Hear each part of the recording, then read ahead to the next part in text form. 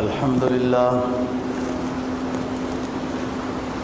لله وكفى والصلاة والسلام على سيد الرسل وخاتم الأنبياء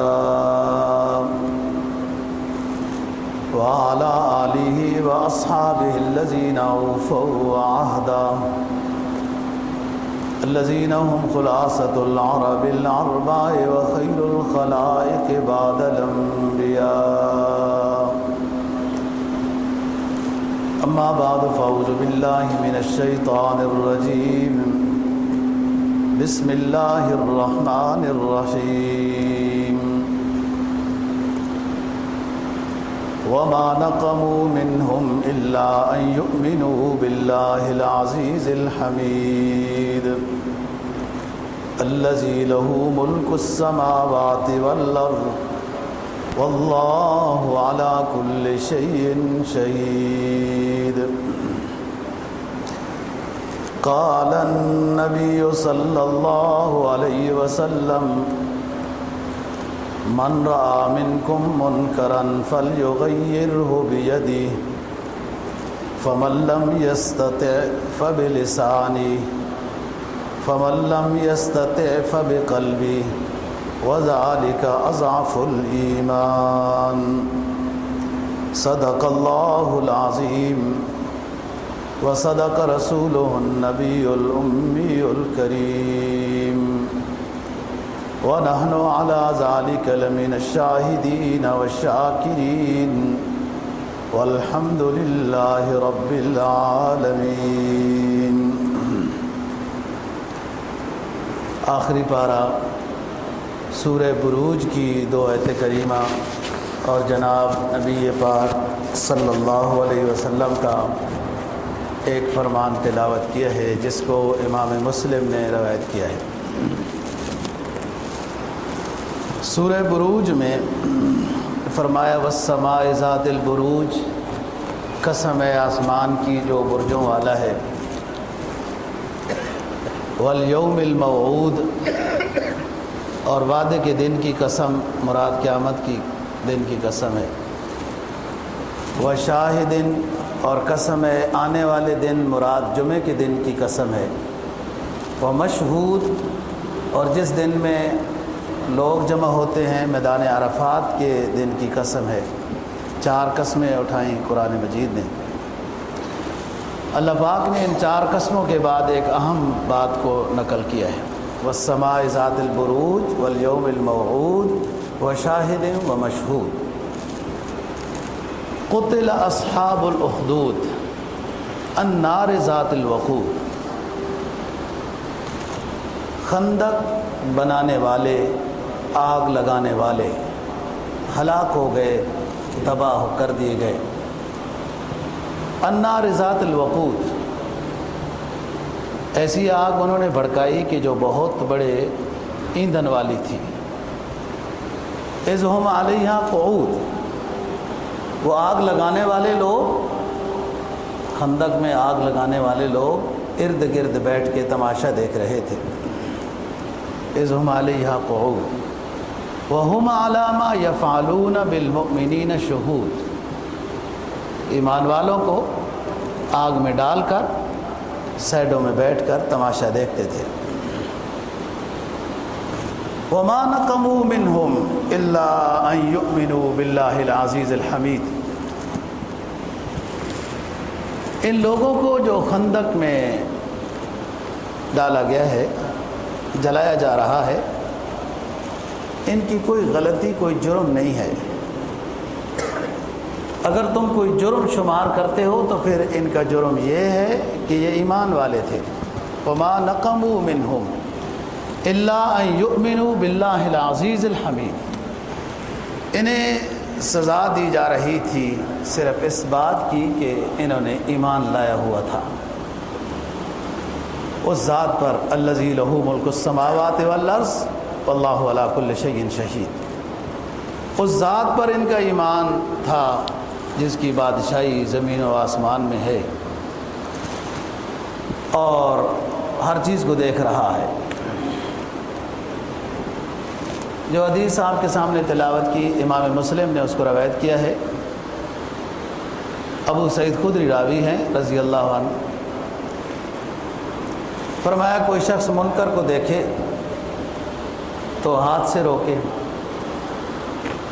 ہاتھ سے نہیں روک سکتا تو زبان سے سمجھائے، زبان سے بھی نہیں روک سکتا، اتنی بھی جرأت نہیں رہی تو پھر کم از کم اس منکر کو دل سے تو برا سمجھے۔ وذالک اضعف الایمان، دل سے برا سمجھنا اس منکر کو، یہ ایمان کا بالکل ایک کمزور درجہ ہے۔ اگر یہ بھی نہ رہا تو ایمان کا کوئی درجہ پھر نہیں رہے۔ منکر کو روکنا ہاتھ سے ارباب اقتدار حکومت کا کام ہوتا ہے، زبان سے منکر کو روکنا، سمجھانا، ترغیب دینا، یہ اچھا کام کرو، برے سے بچو،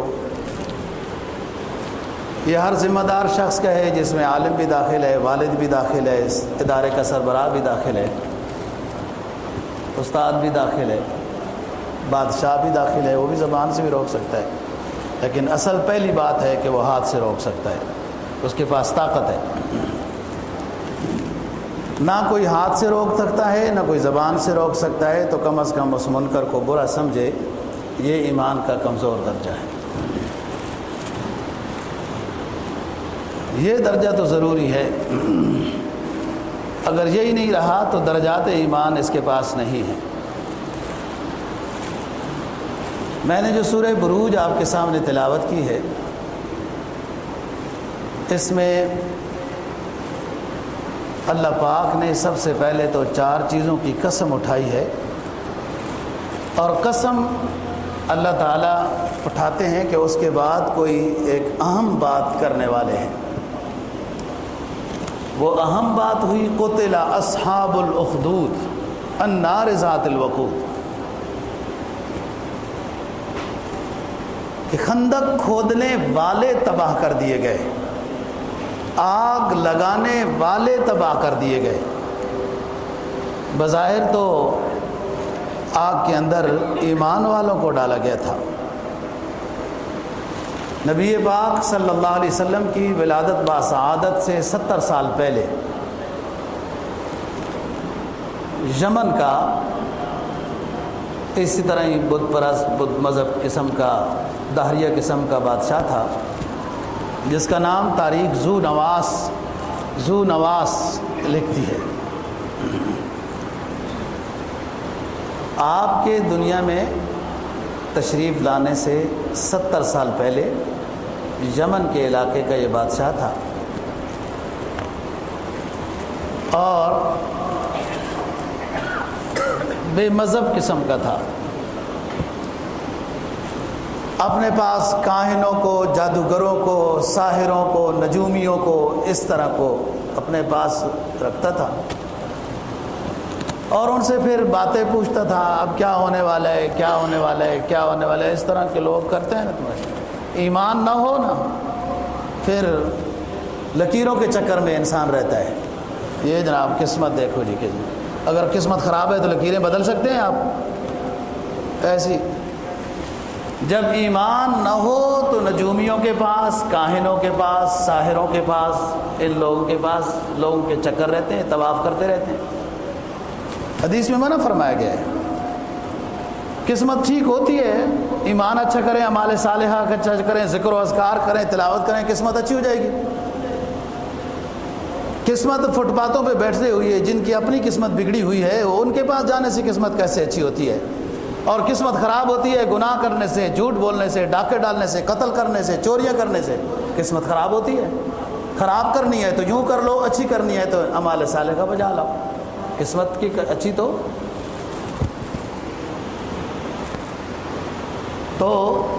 بادشاہ بے مذہب قسم کا آدمی تھا، اور اب بھی دنیا میں کئی بادشاہ اس طرح ہیں۔ کاہنوں کو، جادوگروں کو رکھنا ساتھ، پھر پوچھنا کیا ہونے والا ہے، کیا ہے، اس کے مطابق نظام چلتا ہے۔ اس کے پاس ایک کاہن تھا۔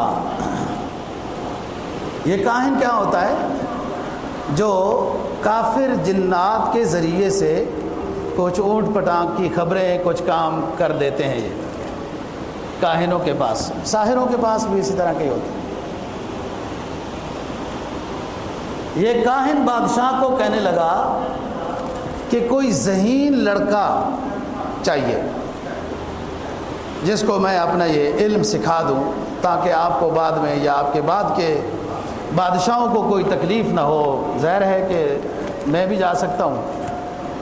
लड़का ढूंढा गया, एक ज़हीन फ़तीन समझदार किस्म का ज़की लड़का ढूंढा गया और उस काहिन के पास उसको सबक सीखने के लिए भेज दिया गया। वो हर रोज़ आता जाता था।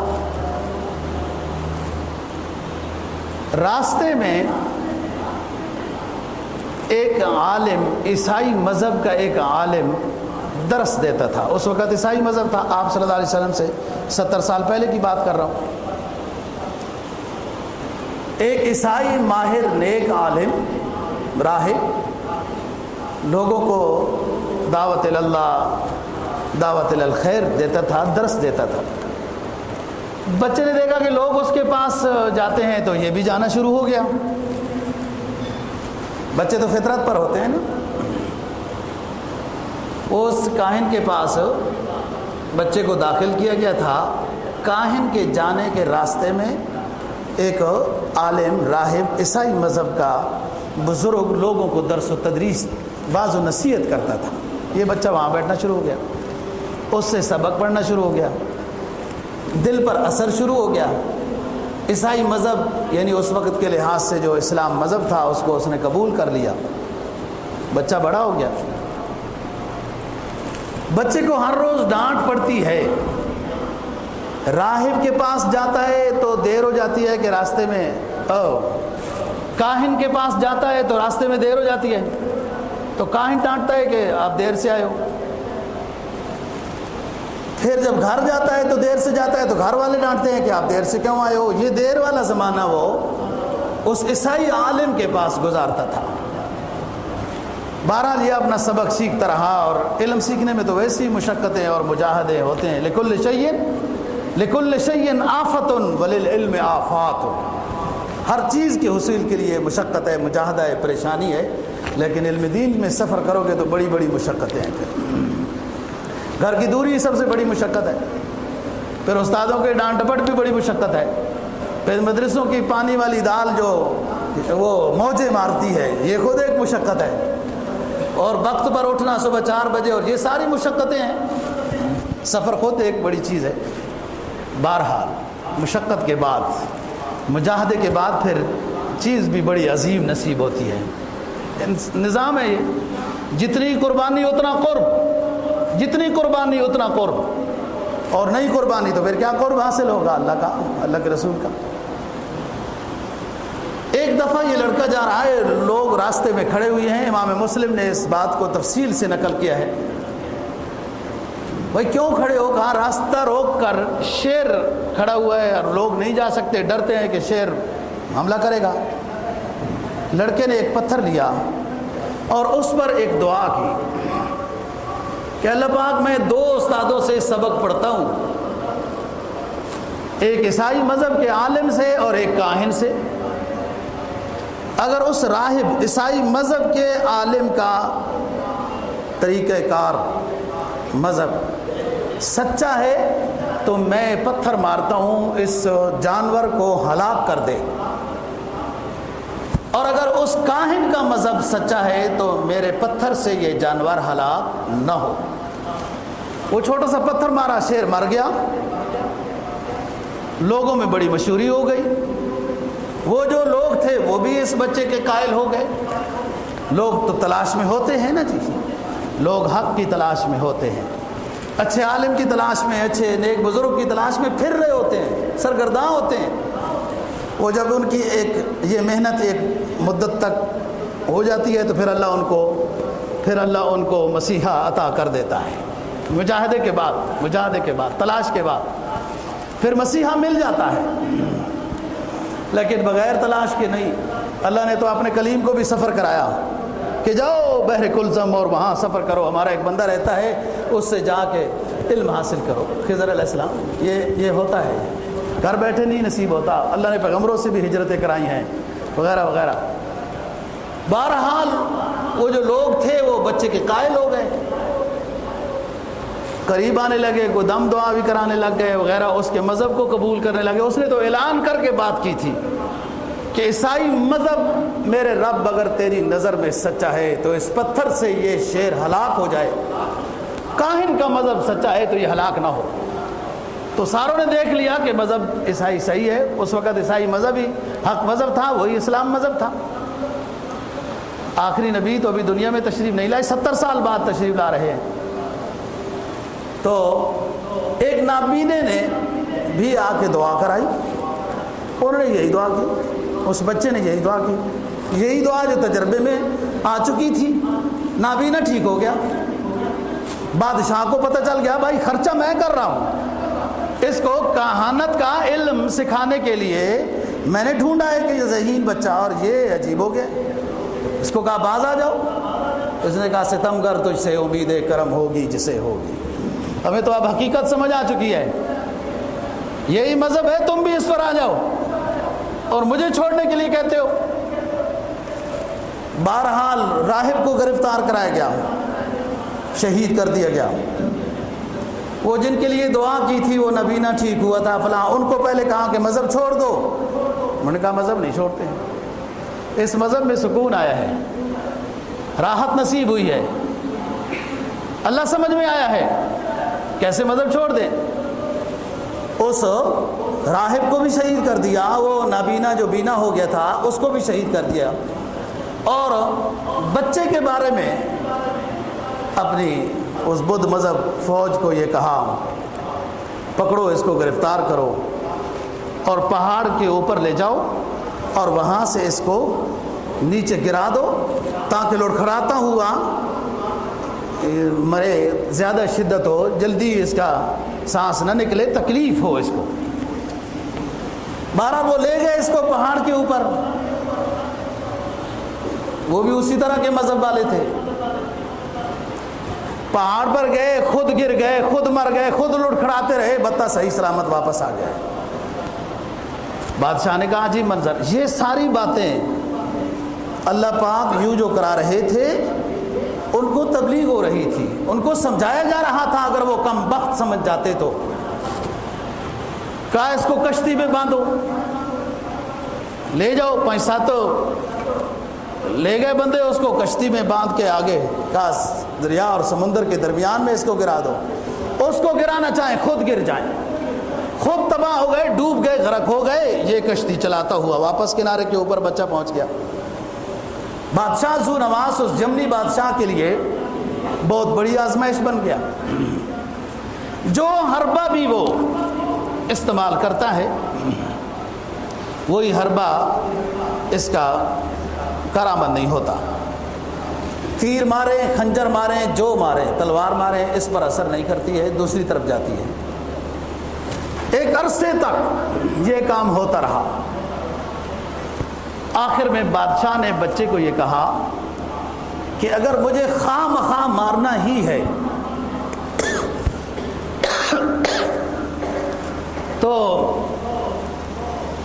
تیر کے اوپر بسم اللہ رب الغلام یہ پڑھ کے پھونکو اور مجھے مارو، بسم اللہ رب الغلام، اس لڑکے کے رب جو اللہ ہے اس کے نام سے شروع ہے، پھر مجھے تیر مارو، میں مر جاؤں گا۔ انہوں نے ایسا کیا، لوگ جمع تھے، تماشا دیکھ رہے تھے، پہلے بغیر بسم اللہ کے تیر مارتے رہے، اس پر اثر نہیں کرتے تھے، جیسے اس کی بات مانی اور حقیقی رب کا نام لیا تو تیر اس کو لگا اور شہید ہو گئے۔ جب یہ شہید ہو گیا تو جتنے تماشے گیر وہ بدھ مذہب تھے وہ نعرہ لگانے لگ گئے کہ ہمارا بھی وہی مذہب ہے جو مذہب اس لڑکے کا تھا، اور شہید کر دیا گیا۔ ایمان بڑی اونچی چیز ہے دوستو، جس کو نصیب ہو، اور یہ نصیب ہوتا ہے تو انسان کو اتنا بہادر کرتا ہے، اتنا بہادر کرتا ہے، کوئی دنیا کی طاقت اس کے مقابلے میں کوئی چیز نہیں ہوتی۔ وہ دیکھو موسیٰ علیہ السلام کے سامنے جادوگر آئے، حقیقت سمجھ گئے، سجدے میں گر گئے، فالقوا الساجدین قالوا آمنا برب موسیٰ وہارون۔ ابھی تو کافر تھے، ایمان نصیب ہوا، پیغمبر کی صحبت ملی، ایمان نصیب ہوا، تو وقت کے فرعون کو جو کڑا گرم کر کے تیل کے ان کے اندر لوگوں کو گراتا تھا، جلاتا تھا، دیواروں کے ساتھ کھڑا کر کے میخیں ٹھوک دیتا تھا، اس کو قرآن کہتے ہیں نا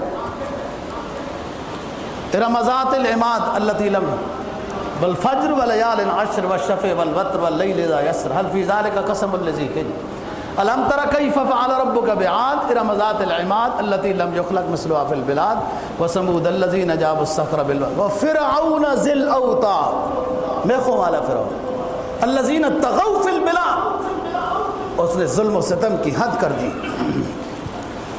بڑے بڑے کڑا تیل کے گرم کر کے ان میں زندہ لوگوں کو پھینک دیتا تھا، پہلے بچوں کو پھینکتا تھا، والدین کے سامنے پہلے بچوں کو پھینکتا تھا تاکہ یہ مذہب سے پھر جائیں،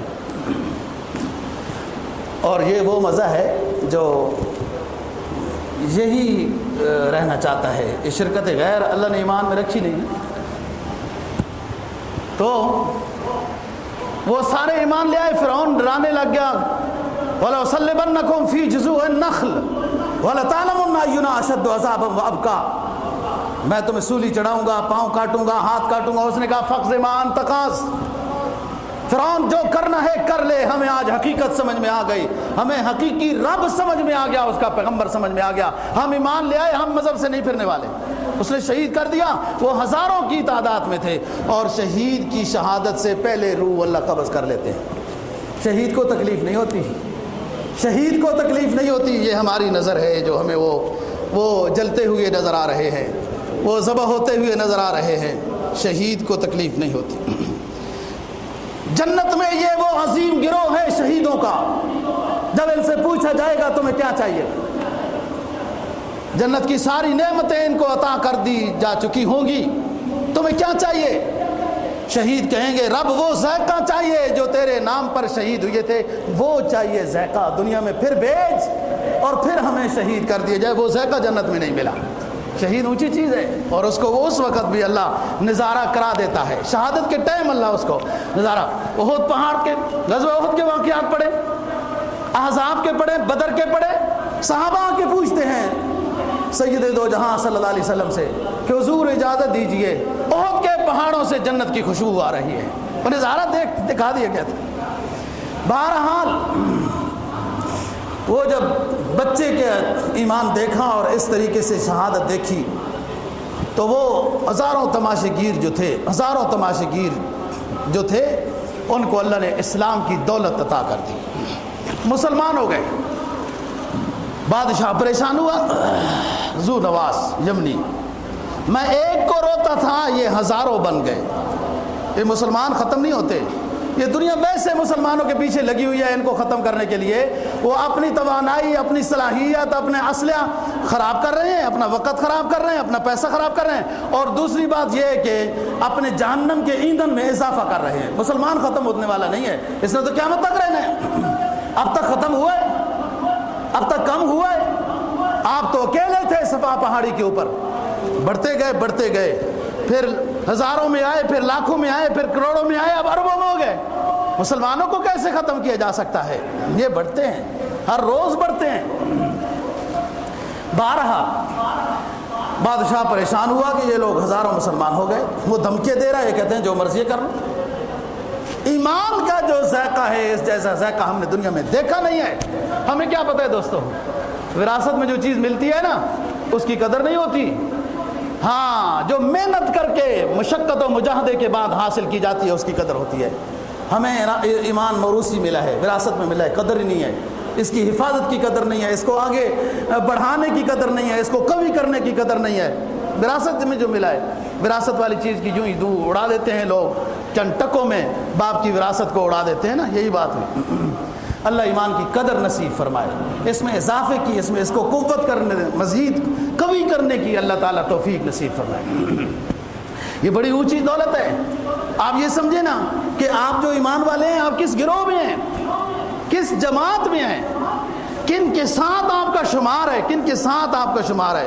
انبیاء کے ساتھ، صحابہ کے ساتھ، اولیاء کے ساتھ، محدثین کے ساتھ، فقہاء، یہ سارے اللہ کے نیک جماعت ہیں، یہ سارے اللہ کے انعام یافتہ، الذین انعم اللہ علیہم من النبیین والصدیقین والشہداء والصالحین، یہ سارے انعام یافتہ لوگوں کی جماعت ہے جس میں اللہ نے ہمیں گئے گزروں کو بھی اس جماعت میں شامل کر دیا ہے۔ ایمان بڑی دولت ہے، اللہ قدر نصیب فرمائے۔ جی بادشاہ پریشان ہو گیا، لوگوں کو دھمکی دینے لگا، مار دیں گے، قتل کر دیں گے، یوں کریں گے۔ لوگوں نے کہا جو کرنا ہے کر لو، جو کرنا ہے کر لو۔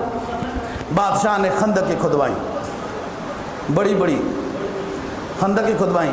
تاریخ لکھتی ہے کہ 12,000 کے لگ بھگ یہ لوگ تھے جو بچے کی شہادت کے اوپر مسلمان ہوئے تھے۔ یہ جب نہیں، بعض نے اس سے بھی زیادہ تعداد لکھی ہے، جو سب سے زیادہ احتیاط والا جملہ ہے وہ میں کہہ رہا ہوں۔ بڑی بڑی خندقیں کھودی گئی، بہت بڑی بڑی لکڑیاں ڈالی گئیں، آگ جلائی گئی۔ آگ جب اس کے شعلے آسمانوں سے باتیں کرنے لگے، بادشاہ نے اپنی ذریت کو، اپنی فوج کو یہ حکم دیا کہ ایمان والوں کو آگ میں گراتے جاؤ۔ گرانا شروع ہو گیا اور ایمان والے کودتے گئے۔ میں نے ابھی بتایا ہے، یہ ہماری نظر ہے، شہید کو اس آنے والی مشقت سے پہلے اللہ ایک جنتی رومال میں اس کی روح کو بڑے سکون سے لے لیتا ہے، شہید کو تکلیف نہیں ہوتی۔ تو ڈالا جا رہا ہے، ان 12,000 میں صرف ایک خاتون ہے جس کے گود میں اس کا بچہ ہے۔ وہ سوچ رہی ہے کہ اپنے آنکھوں کے سامنے اپنے بچے کو کیسے آگ میں ڈالے، ماں بچے کو آگ میں کیسے ڈالے۔ یہ ایک خاتون ہے، یہ صرف رکی آگ میں جو ڈال رہے تھے بچے کی وجہ سے کہ میں اپنے سامنے اس کو کیسے۔ اللہ نے اس بچے کو، میرا اس پر بیان موجود ہے، وہ 11 بچے ہیں جو اللہ نے نومولودی کے زمانے میں جن کو قوت گویائی عطا کی، جس میں حضرت عیسیٰ علیہ السلام ہے وغیرہ۔ ایک یہ بچہ ہے، اس نے کہا یا اماں یا اماں اصبری لا تجزعی، یا اماں اصبری لا تجزعی فإن وراءک الجنہ۔ اے میری اماں پریشان نہ ہو، آگ کو دیکھ کر غمگین نہ ہو، صبر کر، اپنے ایمان کو مضبوط رکھ، جزا فضا نہ کر، یہ آگ نہیں ہے، یہ جنت ہے ہمارے لیے۔ یہ بچہ یہاں بولا، پھر ماں بھی بچے سمیت۔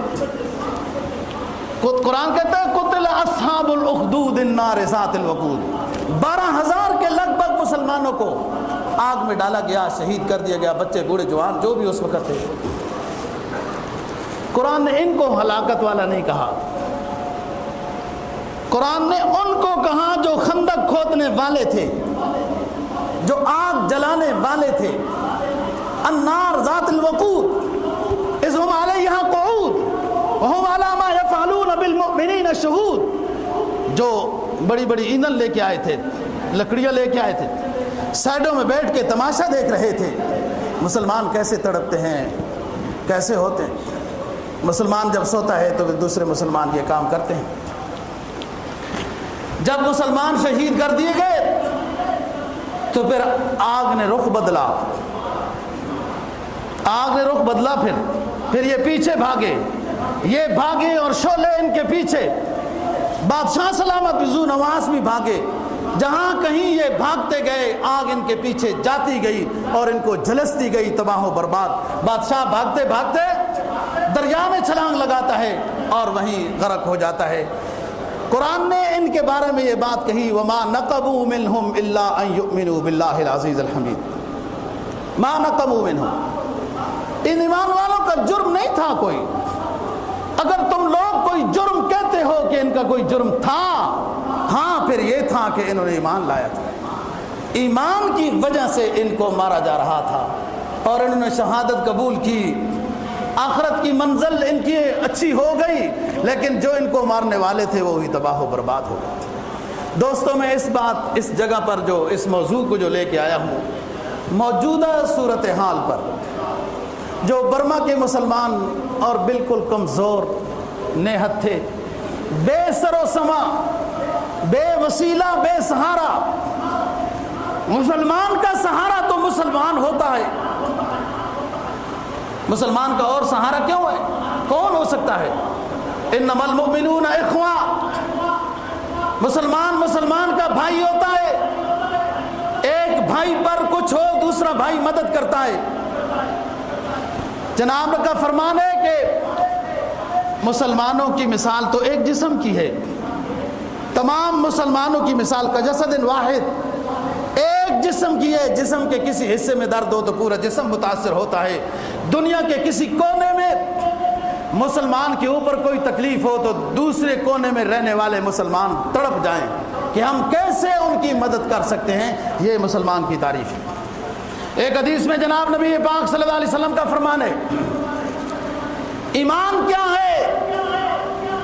ایمان یہ ہے، اس کے پاس ایمان ہے کہ دنیا کے کسی ایک کونے میں مسلمان پر ظلم ہو تو دوسرے کونے میں رہنے والا مسلمان اس کی مدد کے لیے بے تاب ہو جائے، تو اس کے پاس اسلام ہے، اس کے پاس ایمان ہے۔ یہ اسلام بڑا نازک رشتہ ہے، اسلامی حکومت بھی بڑا نازک رشتہ ہے۔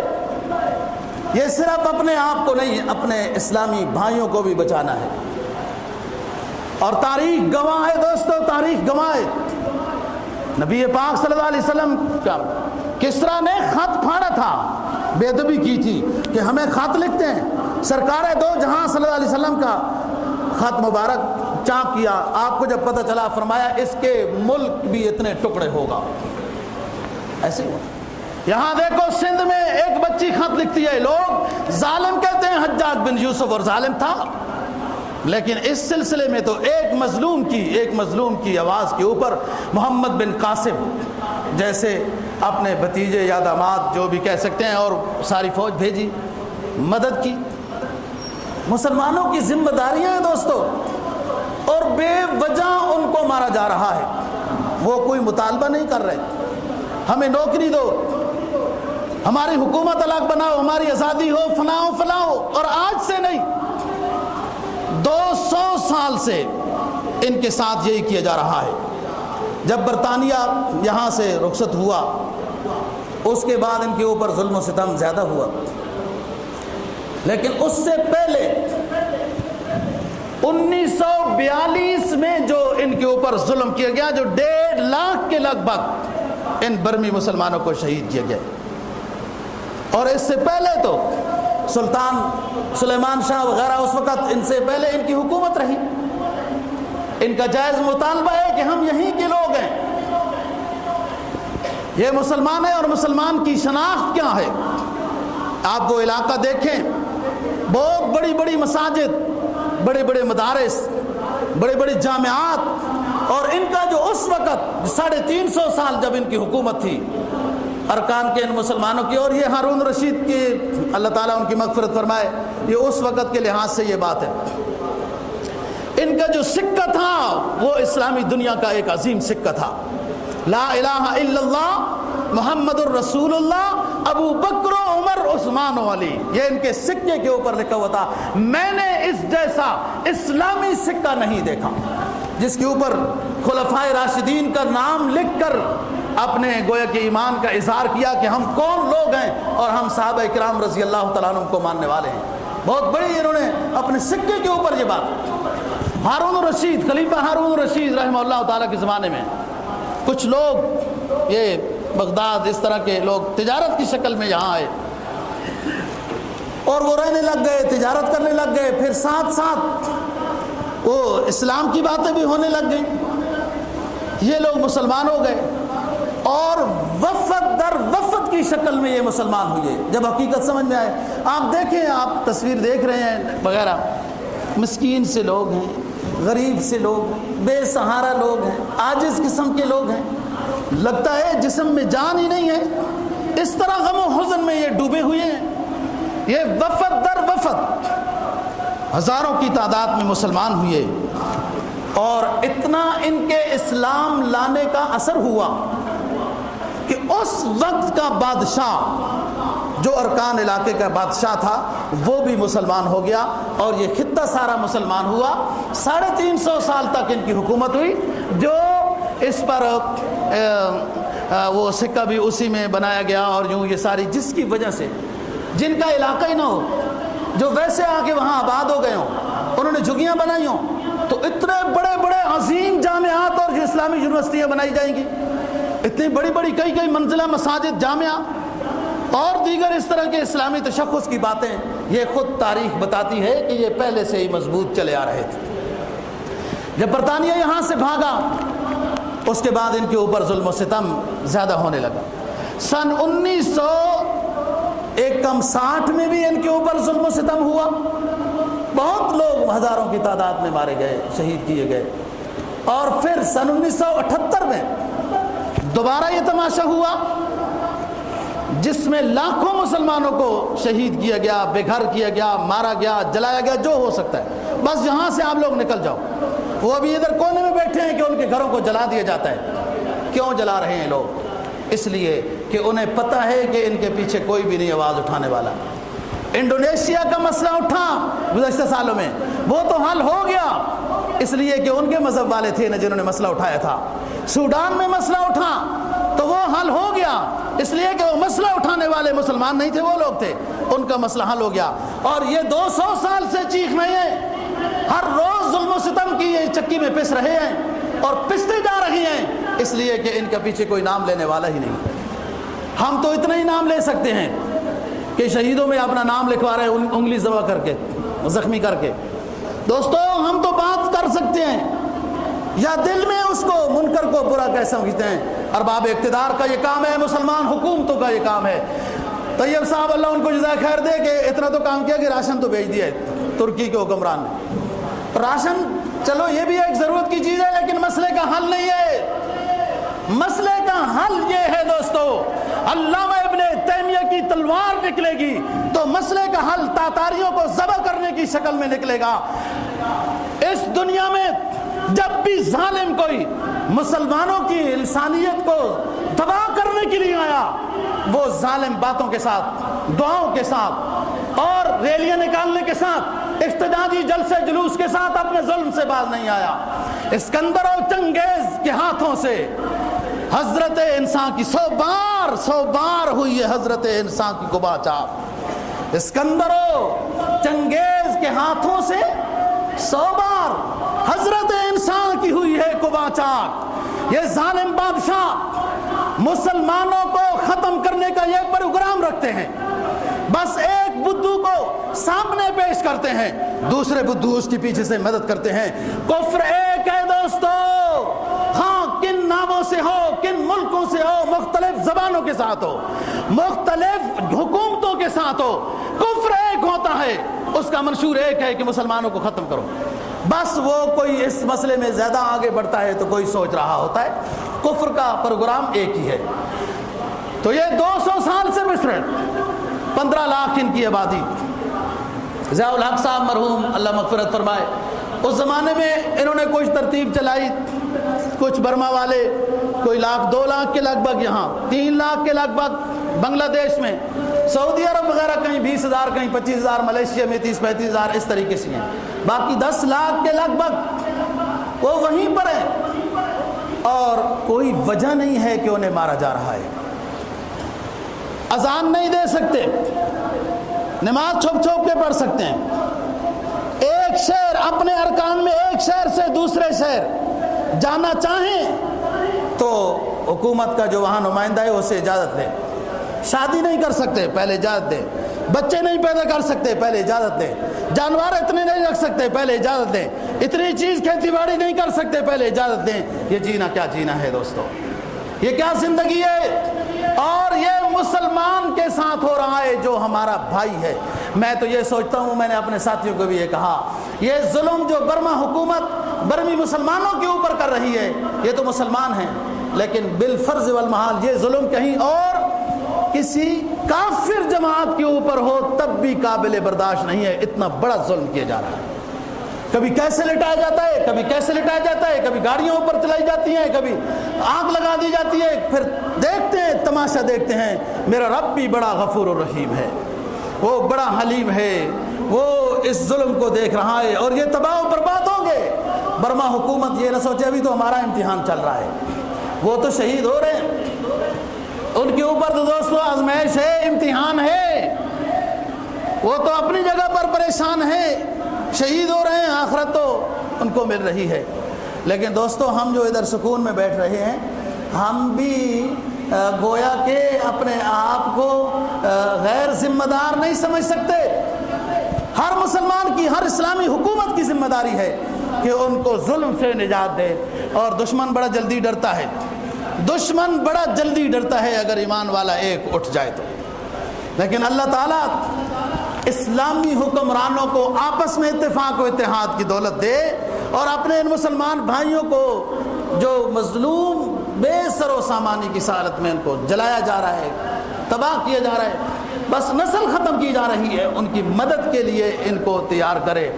اور ہم سے تو جو ہو سکتا ہے ہم مدد کے لیے تیار ہیں، لیکن ہمارے پاس تو اس آواز کے علاوہ، دعا کے علاوہ ہے کیا؟ بس صرف یہ کہ وہ ہماری مثال تو اس طرح ہے، جب ابراہیم علیہ السلام کو آگ میں ڈال دیا گیا تو مینڈک پانی لے کے جا رہی تھی، راستے میں کسی نے کہا کدھر جا رہی ہے؟ کہا آتش نمرود کو بجھانے جا رہی ہے۔ اس کو پتہ تھا کہ جتنا کر سکتی ہوں اتنا تو کروں، اور انہوں نے کہا آپ کے پانی سے مینڈک، آپ کے پانی سے آتش نمرود بجھ سکتی ہے؟ کہا نہ بجھے، نہیں بجھتی تو ابراہیم کے رضاکاروں میں اپنا نام لکھوانے جا رہی ہے۔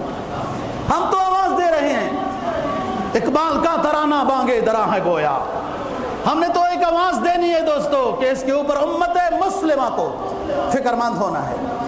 یہ بے فکری کئی سو سال سے ہو رہی ہے، اللہ ہم سے بھی ناراض ہے کہ ہم ان مسلمان بھائیوں کی کیوں مدد، اور ان کا قصور کیا ہے بیچاروں؟ قرآن تو یہی کہتا ہے ایمان والے کا قصور نہیں، کہ جب مکہ سے نبی پاک صلی اللہ علیہ وسلم اور حضرات صحابہ کو نکالا تو قرآن مجید نے ان کا بھی یہی بتایا کہ یہ ایمان والے تھے۔ ربنا اخرجنا من هذه القرية الظالم اهلها، مکہ چھوڑ رہے ہیں، مدینہ جا رہے ہیں، مدنی بننے والے ہیں، مکہ چھوڑ رہے ہیں۔ آپ صلی اللہ علیہ وسلم بھی، آپ کے ماننے والے بھی، اور مکہ کو دیکھ کر دعا کرتے ہیں ربنا اخرجنا من هذه القرية الظالم اهلها وجعل لنا من لدنك وليا وجعل لنا من لدنك نصيرا۔ اے اللہ تیرا گھر چھوڑ کر جا رہے ہیں، اپنی جائے ولادت چھوڑ کر جا رہے ہیں، اس لیے کہ مکہ کے سنگ دل ہمیں یہاں رہنے نہیں دیتے۔ اب جہاں جا رہے ہیں ہمارا وہاں جانا مبارک کر، رہنا مبارک کر، ہماری مدد کر۔ قرآن ان کے بارے میں اعلان کرتا ہے وَمَا نَقَمُوا مِنْهُمْ، سورہ بروج، وَمَا نَقَمُوا مِنْهُمْ إِلَّا أَن يُؤْمِنُوا بِاللَّهِ الْعَزِيزِ الْحَمِيدِ۔ ان ایمان والوں کو مارا جا رہا ہے، ان کا جرم یہ ہے کہ اللہ اور اللہ کے حبیب کے نام لینے والے ہیں، اللہ اور اللہ کے حبیب کے نام لیوا ان کا دوستو جرم بن گیا، جو جرم نہیں، یہ نیکی ہے، یہ عظیم نیکی ہے، بدھ مذہب کی نظر میں یہ جرم ہے جس کی وجہ سے انہیں مارا جا رہا ہے۔ وَمَا نَقَمُوا مِنْهُمْ إِلَّا يُؤْمِنُوا بِاللَّهِ الْعَزِيزِ الْحَمِيدِ الَّذِي لَهُ مُلْكُ السَّمَاوَاتِ وَالْأَرْضِ۔ دوستو کوئی منکر جو ہوتا ہے وہ اس کے مطابق جب اس کو روکا جائے تو رکتا ہے، جب ظلم ہو قتل و قتال کی صورت میں تو پھر اس ظلم کو روکا، ریلیوں کے ساتھ، احتجاجی جلوسوں کے ساتھ اس ظلم کو نہیں روکا جا سکتا۔ اس کا طریقہ یہی ہے۔ بھائی تبوک میں روم اور فارس نے آپس میں مشورہ کر لیا تھا کہ مسلمانوں کو ہم ختم کر دیں گے، نہیں چھوڑیں گے۔ آپ نے اعلان فرمایا چندہ جمع کرو، مجاہدین سارے تیار ہو جاؤ، کوئی میری اجازت کے بغیر مدینہ میں نہیں رہ سکتا۔ جو رہ گئے تھے بغیر اجازت کے آپ ان سے ناراض ہو گئے تھے، پھر توبہ نازل ہوئی، پھر آپ راضی ہوئی، جس میں حضرت کعب وغیرہ سارے گئے۔ جب دشمن نے دیکھا کہ یہ تو سارے آ گئے ہیں، 1 مہینہ آپ نے مقام تبوک کے اوپر پڑاؤ ڈالا، دشمن مقابلے کے لیے نہیں آیا، وہ لاکھوں میں تھے، یہ 30,000 تھے۔ ہم بھی دیکھتے جی وہ بڑے ظالم، وہ بڑے زیادہ ہیں، یا بڑے قوی ہیں، بڑے اسلحے، یہاں تو یہ بات ہی نہیں ہے۔ جو آپ کے پاس ہے وہ لے کے نکل، جو آپ کے پاس ہے وہ لے کے نکلو، مدد اللہ پاک کی، اعدوا لہم ما استطعتم من قوة۔ دوستو، اللہ پاک کوئی غیبی شکل ان مظلوموں کے لیے سامنے لائے، امت مسلمہ کے حکمرانوں کو آپس میں مل بیٹھ کر ان ظالموں سے، ان بے گناہ لوگوں کو چھڑانے کی کوئی صورت اختیار کریں۔ اللہ ہمت اور حوصلہ، کوئی محمود غزنوی جیسا ہمت والا شخص اللہ پاک بھیج دے تو ہندوؤں سے تو وہی نجات، اللہ پاک نے اس کو ذریعہ بنایا تھا، سبب یہ خود بنے تھے۔ محمود غزنوی کا والد جب فوت ہوا نا، اس کے بعد انہوں نے بچہ سمجھا تھا کہ اس کو قتل کریں گے، میں تاریخ کی ترتیب سے پوری بات کر چکا ہوں۔ محمود غزنوی نے کہا اچھا مجھے آپ لوگوں نے چھوٹا سمجھا تھا اور ظلم و ستم کی ترتیب سوچی ہوئی ہے، پاک و ہند کے اندر کوئی ہندو نہیں چھوڑا تھا، کوئی ان کا قلعہ نہیں چھوڑا تھا، کیا سے کیا ہو گیا، یہ لوگ اس طرح ظلم کر رہے ہیں، دوسرے ان کے پیچھے سے، آگے ان کو دیے ہوئے مسلمانوں کو مارو، پیچھے مدد دوسرے ان کے ہم مذہب دے رہے ہیں، اور مسلمان سوچ رہا ہے، مصلحت سوچ رہا ہے، کیا سوچ رہا ہے معلوم نہیں، پتہ نہیں کس سے اس کو ڈر لگ رہا ہے۔ اسلامی علماء کی میٹنگ بلائی جائے، علماء سے پوچھا جائے کہ ہمارے ذمہ کیا کام ہے اس وقت، برما کے مسلمان یا کشمیر کے مسلمان یا کہیں اور جو بے وجہ ان کو قتل کیا جا رہا ہے، اسلامی نقطہ نظر سے ہماری کیا ذمہ داری بنتی ہے تاکہ ہم اس کو پورا کر سکیں۔ اللہ دین کی سمجھ اور عمل کی توفیق نصیب فرمائے۔ وآخر دعوانا